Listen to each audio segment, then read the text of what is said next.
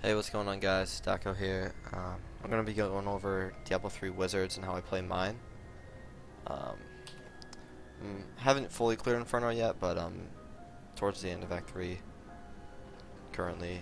I'll show you my skills.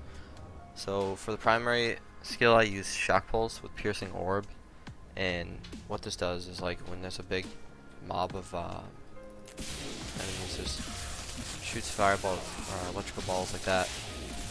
It hits all of them at once, and it just keeps going through them. I use Blizzard with Snowbound to slow enemies.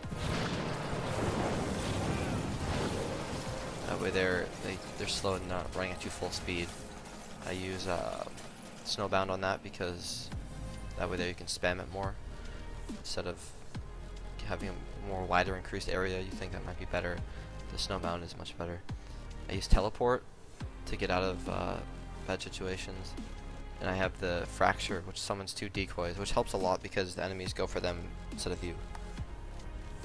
Energy Armor with Prismatic Armor on it is I think one of the best buffs, the Mantras best armor to use, because it helps so much with the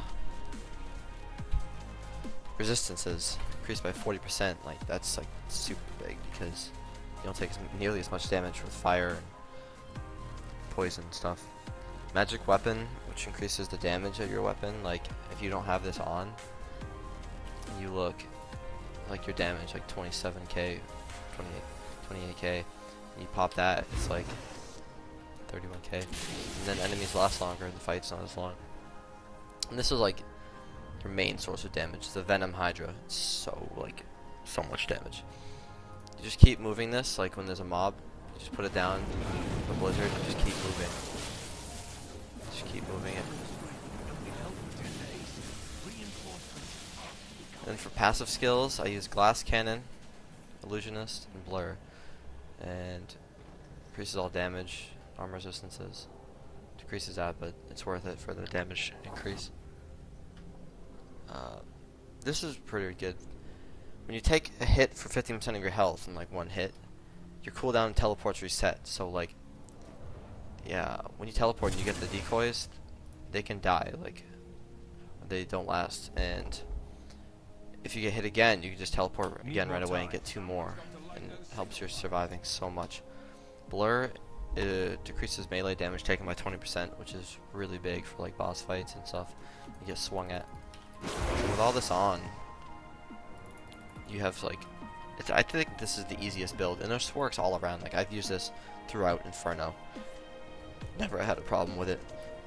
Like on boss fights, you don't really have to switch it.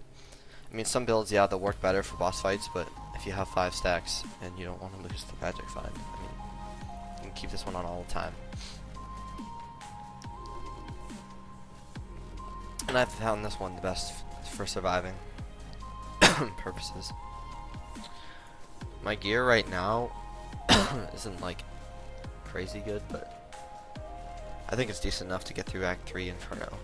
And I'm using this build still. This is what I'm running at for resistance. 56% average. Movement 18. You can get movement speed on your wrists, feet, and I think one other thing. I think it's hands, maybe. And then as a mage or a wizard, you stack crit hit chance and crit hit damage. Those are like your main things. Like in the weapon, you'll socket 60% crit hit damage increased. And like the weapon you want to look for in a wizard, you want to obviously look for high DPS. You want high attacks per second, increased attack speed, percent damage, and crit hit chance increased, or crit hit damage. So like this is like the best kind of weapon you can have. The only thing I could do to upgrade this is better stats on it, but this is like what you want on a weapon. And then for the offhand, you want high crit hit chance, maybe some maximum arcane power, because when you have the energy armor on, your arcane power is less. So he has like 113 to 93. And then magic find. It's always good. That's basically how I play my wizard. I'll show you guys some gameplay. Thanks for watching.